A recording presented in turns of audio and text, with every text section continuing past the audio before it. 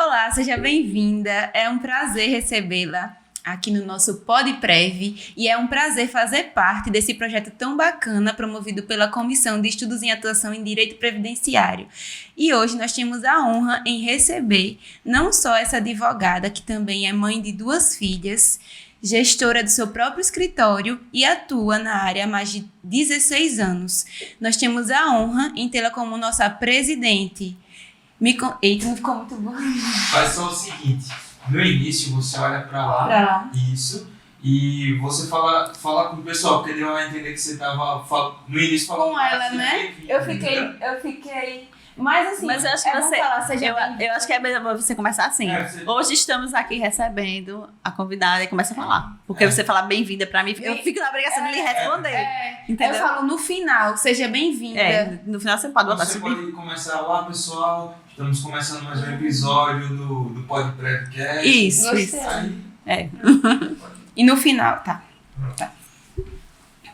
Olá, pessoal. Estamos apresentando mais um episódio do PodPrevcast. É um prazer fazer parte desse projeto tão bacana, promovido pela Comissão de Estudos e Atuação em Direito Previdenciário. E hoje nós temos uma convidada super especial. Ela é advogada há mais de 16 anos com atuação na área de Direito Previdenciário, mãe de 2 filhas, especialista e a nossa atual presidente da Comissão de Estudos em Direito Previdenciário. Seja bem-vinda, Irene Carla. Prazer, Ju. Muito obrigada pelo convite. É uma honra estar aqui com vocês, né? A honra é nossa. E para começar, conta um pouquinho pra gente como foi o início da sua carreira, os principais desafios, como você escolheu a área de atuação. Bom, Ju, primeiro eu queria agradecer o convite. Para quem não sabe, a comissão ela tem diversos grupos e um dos grupos é esse grupo de eventos que também está responsável agora pela organização desses podcasts, desses episódios. E eu fiquei muito honrada quando eu soube que ia ser uma das entrevistadas aqui, né? O começo da minha advocacia previdenciária, ele se deu pela paixão mesmo do direito previdenciário. Eu sempre fui uma estudante de direito muito curiosa e durante a faculdade eu não entendia bem o funcionamento dos processos. A gente fica no campo das ideias, no campo teórico, e eu senti uma necessidade da prática. Então, eu me aventurei a fazer alguns estágios de forma voluntária. Depois, fui passando em estágios remunerados, do concurso de estágios, do TJ, e foi quando surgiu a Vara Federal em Arapiraca. Nessa oportunidade que surgiu a Vara, também abriu-se a possibilidade de ser conciliadora lá. E como eu já estava nesse caminho de testar estágios, de conhecer todas as áreas, eu tinha uma meta. Eu quero conhecer todos os setores da justiça para poder definir o que eu vou fazer. E aí eu fui ser conciliadora, prestei a prova e fui aprovada como suplente de início, mas logo depois eu fui chamada para ser titular. E nas audiências a gente já vai se aprofundando no direito previdenciário, convivendo com advogados, com as partes mesmo, com os segurados que chegam para ser assistidos ali. E durante esse trajeto eu também tive a oportunidade de auxiliar os juízes nas audiências de instrução. E eu digo que um marco para mim de escolher o direito previdenciário foi uma audiência de instrução, onde a parte era uma mãe, o pai tinha falecido e a mãe estava ali pleiteando uma pensão por morte. E ela, na audiência, o juiz foi informar que ela tinha ganhado o processo. E nessa audiência, ela marcou todo mundo, porque quando ele disse, olha, a senhora foi aprovada, a senhora vai receber o benefício, vai ter direito de receber a pensão do seu marido. E essa mulher começou a chorar, chorava copiosamente. Então, todo mundo ficou emocionado por conta do choro dela mesmo, naquele momento. E ela simplesmente agradeceu, muito obrigada ao senhor, muito obrigada ao meu advogado, obrigada a todos vocês. Doutor, graças a Deus a senhora vai receber o benefício. E ela foi e disse, eu vou conseguir dar de comer os meus filhos. Então, nesse momento, assim, as fichas caíram, porque eu vi que o direito previdenciário era muito além daquilo que a gente estava estudando, muito além do que a lei agora. Do que a lei diz. Isso, né? E aí é um momento que me marcou, porque eu nunca esqueci dessa senhora. Eles moravam em casa de taipa, os filhos realmente estavam passando fome, e isso me marcou, e eu levo isso como referência, porque o direito previdenciário para mim não é só os honorários, é realmente modificar a vida de uma família, possibilitar que eles tenham a condição melhor. E aí a gente vai estudando, se aprofundando. E eu confesso que eu amo o direito previdenciário, eu amo a advocacia previdenciária, eu não sei fazer outra coisa na minha vida, então para mim realmente é prazeroso estudar, falar direito previdenciário, estar agora nesse lugar aqui, né, na comissão. Então, para mim, realmente tem muito a ver com a minha vida, com o meu objetivo de vida, com o que eu quero para mim e para as pessoas. Realmente não tem preço, né? O direito previdenciário traz essa parte social pra gente também, né? Não Isso. só os honorários. Esse lado social, que é para bem quem marcante. realmente, né, A gente sente, se né? identifica, não tem como a gente dissociar da nossa atuação. Isso é mesmo um agente transformador de vidas, né? De vidas. E quando eu falo, pegando o gancho da sua fala, ser agente transformador de vidas, não só daquelas pessoas necessitadas. Esse fato que me marcou foi com relação a uma família realmente carente. Mas eu já tive uma colega advogada que eu prestei assistência, entendeu? E ela atua em outra área, ela atua em direito de família, é especialista em direito de família, e eu ajudei ela já a se aposentar, orientei, encaminhei, e quando ela conseguiu o benefício, ela chegou para mim e disse: que trabalho maravilhoso o de vocês. Porque eu nunca imaginei que, para mim, sou advogada, fosse ter tanta dificuldade para eu conseguir o meu benefício, a minha aposentadoria, mesmo eu tenho contribuído o tempo todo. E aí, com o meu auxílio, ela conseguiu a aposentadoria. E ela me agradeceu nesse sentido. Então, esse é um dos pontos, assim, a gente vê que a nossa atuação, ela reflete em todas as classes sociais. E o impacto verdade. que a gente faz nas famílias, eu digo famílias de todos os em contextos. É verdade. Agora conta pra gente um pouquinho de como é essa responsabilidade de ser mãe, de ser líder na sua área, de ser advogada. E essa pergunta muito me interessa, gente, que eu vou ser mãe agora, né? Próximo mês. Então, eu queria saber essa incerteza da gente saber como conciliar. Vai, vou dar conta, não vou dar conta, como é que a gente faz? Eu acho que assim, o primeiro ponto, Rai, é assim, você ter em mente que você não é perfeita e que você não vai dar conta de tudo a todo momento, né? Em algum momento da sua vida, ali, quando o bebezinho nascer, ele vai demandar mais atenção sua, vai demandar mais cuidado. Então, normalmente, as suas outras áreas vão esperar um pouquinho. Então, assim, o meu conselho para quem vai ser mãe primeiro, a culpa vai existir, mas a gente tem que minimizar ela. A gente tem que ser uma boa mãe quando a gente está ali com os nossos filhos. Mas o fato da gente sair para o mercado de trabalho, para as audiências, para dar assistência aos nossos clientes, não nos torna uma mãe ruim. Pelo contrário, a gente também está contribuindo para a evolução, né? Com a educação. Com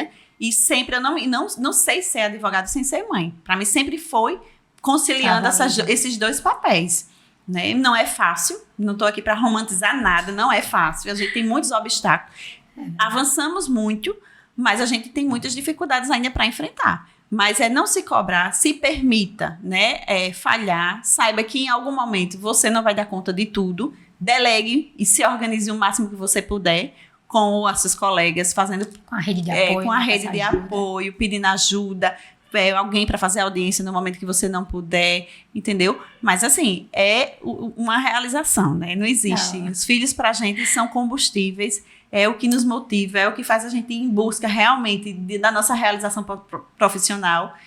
Por elas que eu estou aqui, né? Por quem e para quem? Por quem é porque eu amo a advocacia, eu amo o direito previdenciário.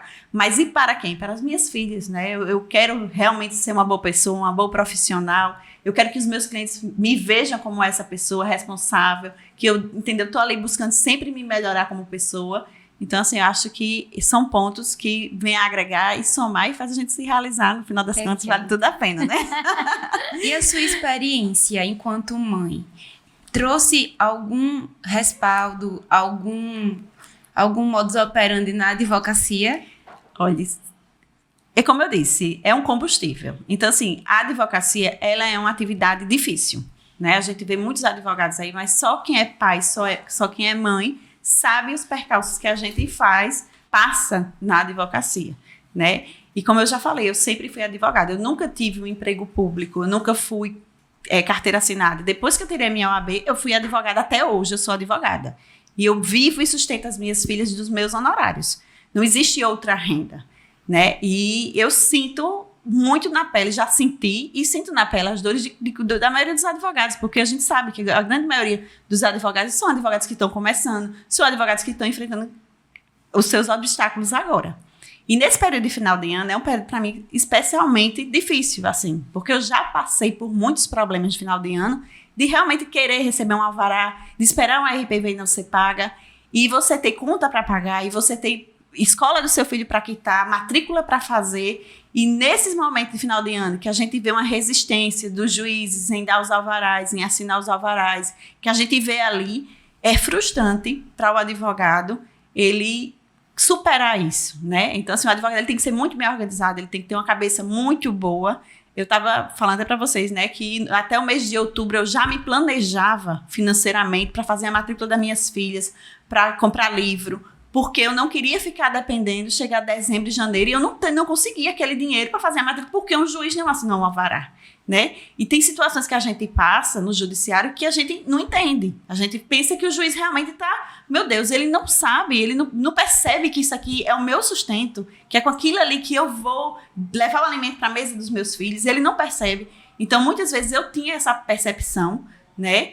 E aí eu me organizava, o que eu aprendi a me organizar antes para não passar essas dificuldades, né? Hoje, graças a Deus, eu não preciso passar por isso. Eu já tenho uma organização no meu escritório, a gente já tem um controle financeiro melhor que me permite. Mas, assim, nunca foi fácil, né? Você ser mãe, solo, criando suas duas filhas, enfrentando essas dificuldades e dependendo do judiciário, de boa vontade de servidor, para poder você levar os alimentos da sua casa, é realmente muito, muito difícil. E toda vez final de ano, para mim, é um momento de relembrar isso, porque eu vejo que são dores da maioria dos advogados hoje, e advogadas, né? Hoje temos muitas mães, né? Também advogados que passam por isso. E elas me contam. Verdade. Ontem mesmo eu estava conversando com um advogado, ele disse, não, doutora, eu tô aqui, eu já pelejei tanto pro juiz assinar, e ele não assina. E eu não sei o que é que eu faço. E eu disse, reclamo na ouvidoria. Mas assim, a gente sabe, e eu me coloquei no lugar dele, eu disse, poxa, eu já passei por isso. E eu sei que tem muito colega que está passando por isso nesse momento, né? Então, assim, sempre impacta, né? A advocacia sempre impacta na função de pai, na função de mãe, porque realmente é isso. O advogado que vive da advocacia, ele vai passar em algum momento da sua vida, a não ser que tenha uma rede de apoio, né? Que tem aí como conseguir dinheiro de outra forma, mas se ele vive exclusivamente da advocacia, em algum momento, com certeza, ele passou por isso. É verdade. E assim, essa sua dica de se organizar um pouquinho antes. Em outubro, a gente já está se organizando para o final do ano. É brilhante, porque a gente fica esperando a assinatura no alvará, que não depende da gente, é um direito nosso, mas que a gente tem que ficar nessa expectativa. Né? Eu acho que hoje o advogado ele tem que ter inteligência quanto a isso, né? Não fazer despesas antes de receber realmente o dinheiro. Eu costumo dizer lá no escritório mesmo, o dinheiro para mim ele só começa a contar a partir do momento que ele entra na minha conta. Eu não conto com o dinheiro antes tem uma RPV para sair o mês que vem. Eu não conto nem com esse dinheiro. Eu conto o dinheiro quando ele cai na minha conta. Por quê? Porque aquela RPV pode atrasar, pode ter um problema no banco, pode o cliente falecer e aí não receber e não vir trazer a minha parte. Né? Então, assim, eu não conto. Agora, sim, a gente vai fazendo planejamentos. Por exemplo, se eu sei que eu tenho determinada quantia para receber em determinado mês, ali eu já vou me organizando para as coisas maiores, né? A gente, quando sai aquele dinheiro, já aplicar, já fazer aquele investimento. Mas é um controle mesmo, o advogado tem que ter um controle financeiro. Eu digo, não financie uma televisão em 12 vezes se você não tiver os 12 meses. Não tem como. Então, vai ficar aperreado, vai sentir, vai reclamar, né? Mas conta pra gente, Irene, você como presidente da comissão, quais suas responsabilidades, assim, e os objetivos que você almeja, assim? Olha, a comissão foi um grande presente para mim da advocacia, né? Eu não esperava ser nomeada presidente e quando foi feito o convite que eu aceitei, foi um grande presente. E uma grande responsabilidade, né? A gente sabe as dificuldades que a advocacia previdenciária enfrenta. Eu só tenho boas expectativas. Eu acho que a gente avançou muito. Nós vamos deixar aí um legado agora em 2023, já, né, grandioso, né? Com o maior congresso que a gente pôde realizar aqui no nosso estado, com atendimento virtual do INSS, com as caravanas rodando aí todo o estado, todas as subseções. Então, assim, as minhas expectativas são melhores. Temos mais projetos. Eu gosto muito dessa parte de incentivar, né? A comissão tem o nome, Atuação e Estudos Previdenciários.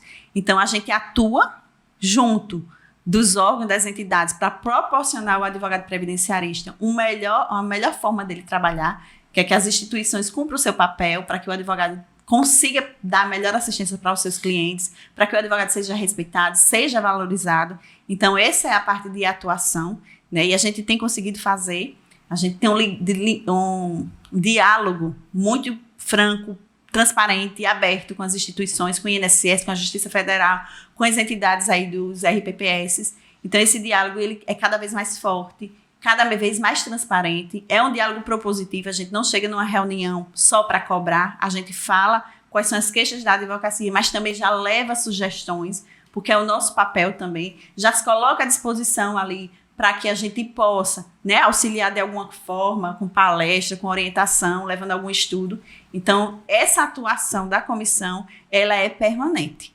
E a outra contrapartida é os estudos, porque o advogado previdenciarista ele tem que estudar. Está toda hora mudando, é uma portaria, é uma resolução, é uma instrução normativa, é uma mudança na legislação, é uma mudança na Constituição. Então, o advogado previdenciarista tem que estar estudando. É um dos ramos do direito que mais se altera. Né? A gente está aí prestes a ter uma nova reforma da Previdência. E por quê? Porque as pessoas estão vivendo mais. Então, acho que em breve a gente vai ter aí um aumento de idade também. Então, a gente sabe que quando tem uma modificação no governo, ele vai para a Previdência. Então, a gente tem que ficar atento. Então, quem quiser realmente ser considerado especialista em direito previdenciário tem que se dedicar ao estudo. Então, é o estudo contínuo. Fala um pouquinho para a gente sobre as suas principais conquistas e desafios na gestão enquanto presidente. Olha, os desafios são muitos, né? São muitos, né? A gente sabe realmente que existem problemas crônicos que não conseguimos resolver por aqui, né? A gente tanto atua aqui no estado de Alagoas, como também temos membros. Eu sou membro da Comissão Nacional, né? Comissão Especial de Direito Previdenciário do Conselho Federal da OAB. E a gente vê que tem problemas que realmente têm que ser resolvidos em Brasília, tem que ser resolvido no Ministério da Previdência, diretamente no DataPrev. Então, as maiores dificuldades são essas, né? O que a gente consegue resolver aqui de forma pontual no nosso estado, a gente está pleiteando e geralmente a gente tem sucesso. Mas, a nível nacional, a conversa é um pouco diferente. Existem outras questões a serem avaliadas, mas a gente está sempre presente nas reuniões. A gente está sempre levando a pauta alagoana. A comissão daqui, estadual, está sempre presente lá, sempre opinando, sempre questionando, sempre apontando os defeitos. Então, assim, é um trabalho conjunto, porque a gente também vê a realidade de outros lugares, né? Hoje a gente tem a possibilidade de ter o atendimento no JAC, a gente tem a possibilidade de ter um servidor dentro da OAB, às segundas-feiras, a gente tem um atendimento no setor do protocolo do INSS, a gente tem um atendimento virtual. Tudo isso foram conquistas. E tem estados que não têm, que o advogado ainda tem que se deslocar não sei quanto tempo para poder chegar numa agência e, se não for agendado, não vai ter servidor, então ele tem que agendar previamente, né? No Amazonas é um estado que tem a maior dificuldade do advogado chegar para poder ser atendido. Tem lugares sem internet, tem lugares que o telefone não pega. Então, assim, a advocacia, ela enfrenta muitas barreiras. Então, assim, o nosso estado, ele é um estado privilegiado, porque a gente tem essas conquistas. A advocacia previdenciária de Alagoas, ela tem maior número de conquistas com relação ao atendimento do INSS, comparado com outros estados, né? Mas a gente sempre quer mais, né? A gente sempre quer melhorar, né? Não adianta dizer só as conquistas, a gente quer mais. Então, assim, a intenção agora em 2024, quem sabe a gente ampliar aí o atendimento virtual, a gente realmente ver outros pontos de atendimento para o advogado junto ao INSS. A gente tem pautas ainda de discussão com a Justiça Federal, como, por exemplo, as perícias, que a gente também já apontou algumas dificuldades, né? Esses trabalhos estão sendo feitos, é um trabalho de formiguinha, a gente vai conversando, a gente vai sensibilizando, mas eu acho que a gente já avançou muito, né? Tem muita coisa para fazer, mas eu estou muito orgulhosa do caminho e da trajetória que a gente fez até aqui. É verdade. E temos também o projeto da caravana, não é isso? Temos a caravana, é aquele como é, a cereja do bolo para mim. Por quê? Porque eu sou do interior. E assim, sendo de Arapiraca, é muito difícil a gente tentar conectar Marcel e Arapiraca. Então, assim, nessa gestão, a missão realmente foi fazer essa interiorização. É a gente se colocar, né? O pessoal da capital tem que ir para o interior. E a caravana é justamente essa oportunidade. A gente vai para as subseções, a gente leva palestras, a gente fala da comissão. E tem sido realmente muito receptivo, tem sido uma conversa sempre muito boa, né? As palestras são sempre muito grandiosas, a gente sai com várias lições. A gente já foi em Arapiraca, Penedo, Palmeira, Delmiro, e agora a gente vai para a União, né? Tem o Vale do Paraíba também e Santana. Então, assim, a gente vai rodar o estado com essas caravanas, porque realmente quero que a gente acabe chegando em todos os lugares e todo mundo conheça a comissão e saiba o trabalho que está sendo feito. Perfeito. E é perfeita essa atuação da comissão, nas caravanas, que a gente vai lá para passar um pouquinho do que a gente sabe e acabar aprendendo também, né? É verdade. Isso. Surgem várias dúvidas na hora, que a gente vai cada um contando do seu caso, é muito bom. É um projeto muito rico, na verdade, né? A gente leva... Essa troca de experiência. Você transfere conhecimento, de fato. É verdade. Sempre por tem isso que alguma coisa que a gente aprende com o outro e o outro aprende com a gente. Não quer ensinar, aprender, ter o que trocar, né? Ter o que falar, nunca é pouco, né? A gente sempre se enriquece. Então, assim, é um dos projetos que eu tenho mais carinho, sabe? E eu acho que a gente vem alcançando mesmo bons resultados, né? A repercussão é sempre muito positiva. Perfeito. É verdade. Agora conta pra gente um pouquinho, Nene, dá uma sugestão, uma dica para os advogados iniciantes, especialmente para aqueles no direito previdenciário. Olha só, o advogado iniciante, ele tem que ter pressa para poder ele se firmar no mercado, então ele tem que estudar, ele tem que fazer realmente cursos para poder se especializar e ter repertório para a sua atuação, mas ele tem que ter consciência que ele é iniciante. Então, assim, o caminhar da advocacia tem que ser aproveitado com mais qualidade. Então, porque às vezes você acaba atropelando etapas. E eu vejo, assim, que falta maturidade jurídica em algumas pessoas, em algumas atuações. Que a maturidade é justamente o tempo, é você se amadurecendo, é você participando de eventos, conhecendo outros profissionais.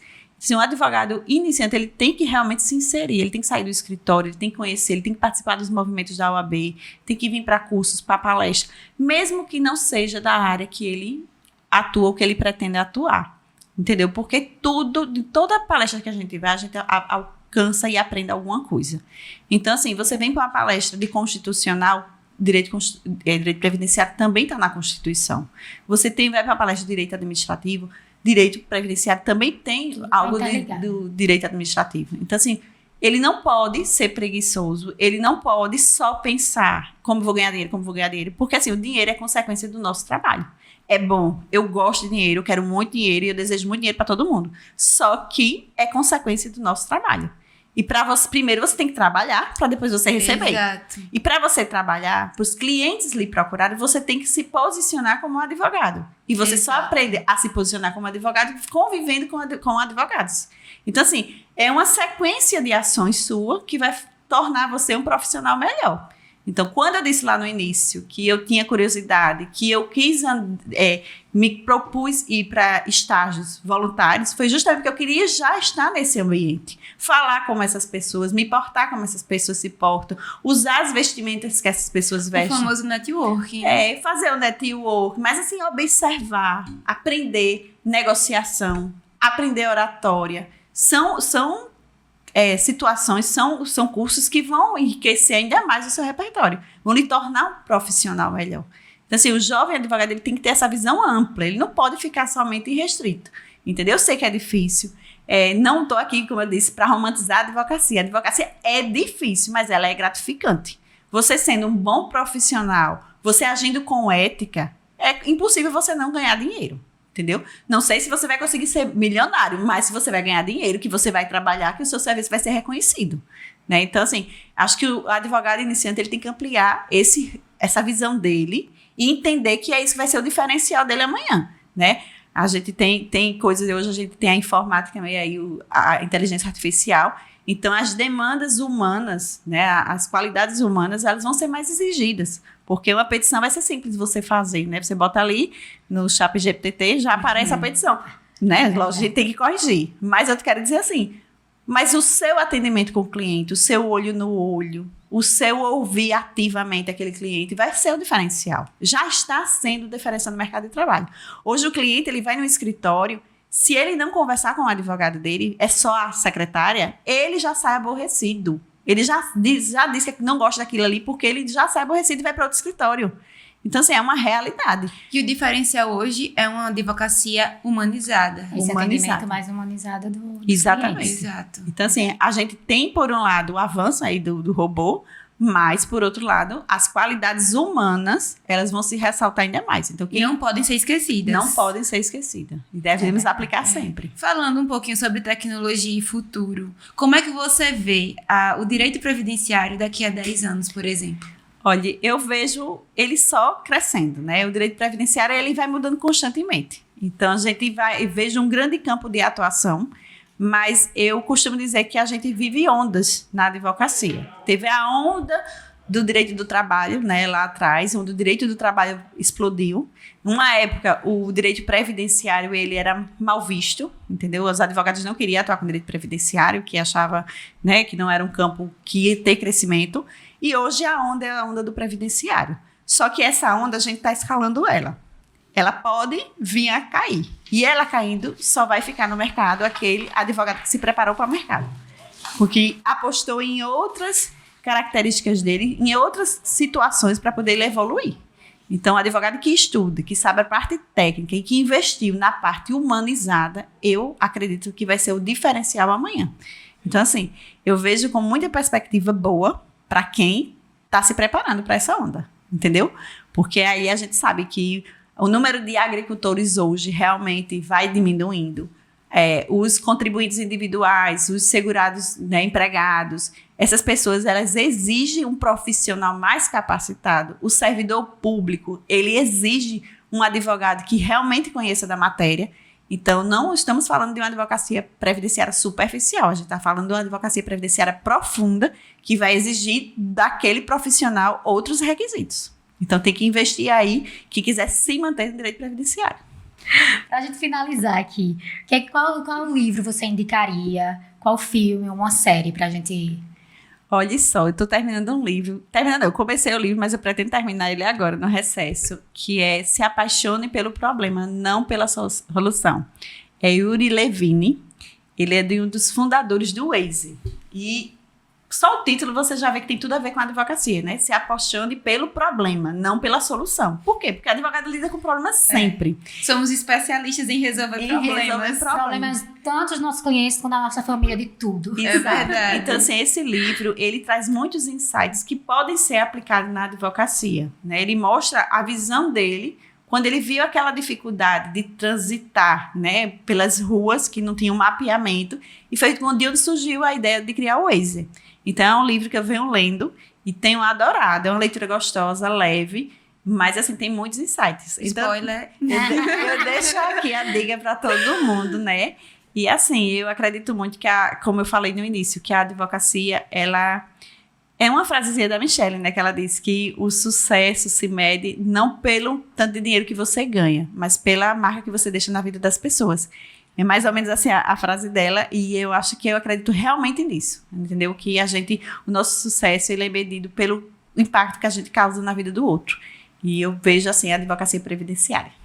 Perfeita. Muito obrigada, Anny. Obrigada a vocês. Foi ótimo. Muitíssimo obrigada pelo convite. Um momento enriquecedor. Sem bom. dúvidas. Então, gente, muito obrigada pela presença de vocês que estão acompanhando aqui nosso Pod Prevcast. Então, fica aí e acompanhe nossos próximos episódios. Até mais.